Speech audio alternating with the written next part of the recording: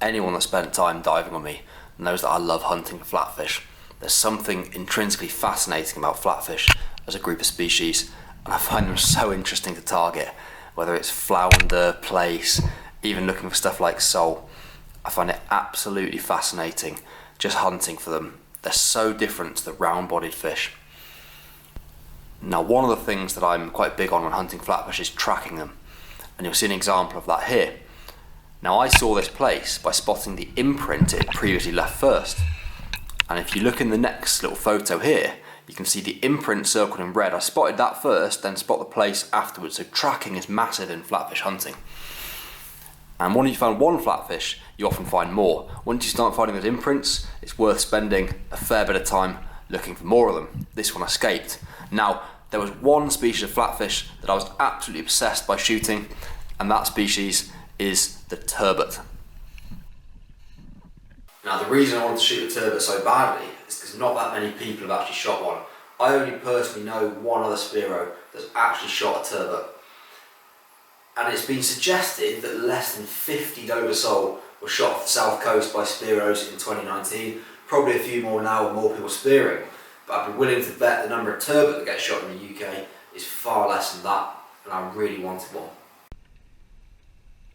At this mark, there were large numbers of flatfish imprints all over the place, and some of them were pretty big.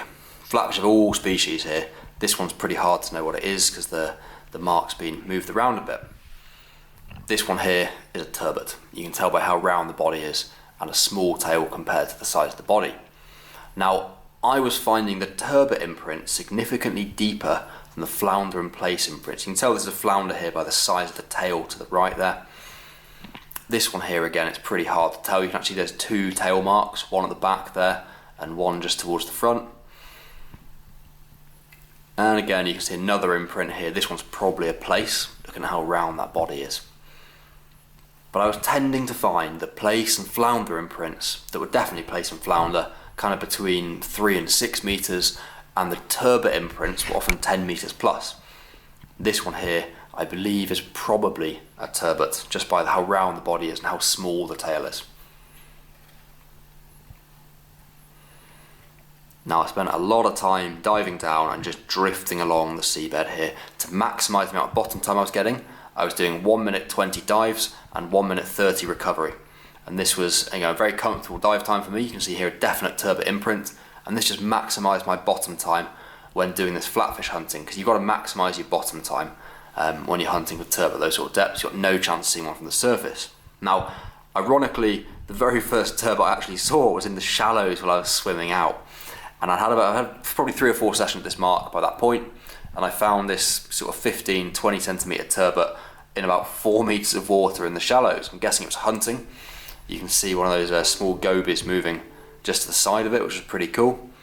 And what was so interesting was I gave it a really good poke and it just seemed so lethargic. It didn't spook, didn't shoot away like a plaice or flounder does, and they almost looked quite slow.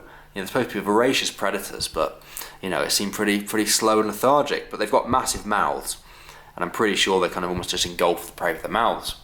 Now, in the deeps, I finally found one. I'd spent 4 hours searching for a turbot at this point, seen absolutely nothing.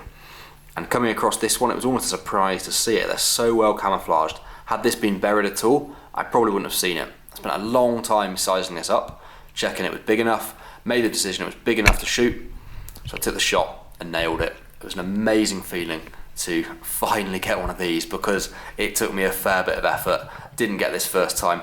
It took a lot of sessions.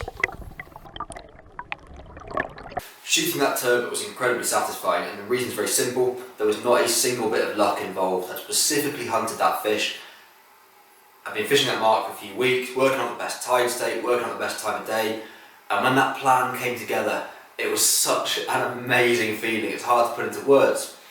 Anyway, if you enjoyed the video, give it a like, subscribe to the channel, and if you ever fancy getting out on Anglesey or anywhere else in the UK, just find me on Instagram and drop me a message, and hopefully we'll go out for a dive.